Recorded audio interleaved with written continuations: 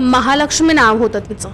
अशरफ नावाच्या मुस्लिम तरुणाच्या प्रेमात अडकून आपला संसार तिने सोडला। अशरफच्या प्रेमाची इतकी झापड तिच्या चेहऱ्यावर होती की तिने आपल्या चिमुकल्या लेकीला सुद्धा त्याच्यासाठी सोडले। ती भाड्याच्या घरात वेगळं राहू लागली। अधूनमधून मुलीला भेटायला जायची, मात्र 19 दिवस तिचा कोणाशी संपर्क झाला नाही।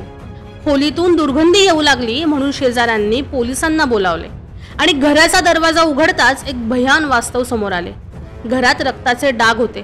समोरच्या फ्रीजचा दरवाजा पोलिसांनी उघडला आणि थरकाप झाला, कारण त्याच फ्रीजमध्ये महालक्ष्मीच्या शरीराचे 30 तुकडे पोलिसांना दिसले। वरच्या भागात तिचे पाय ठेवलेले, मधल्या भागात शरीराचे इतर तुकडे आणि खालच्या भागात महालक्ष्मीचे मुंडके होते।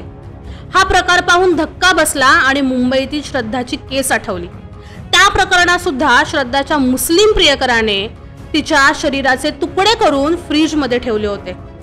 या सर्व गोष्टींचा विचार करता आणि महालक्ष्मी सोबत जे झाले तो प्रकार पाहून मुली लव जिहादच्या शिकार होत चालल्या आहेत हे गंभीर सत्य नाकारता येणार नाही।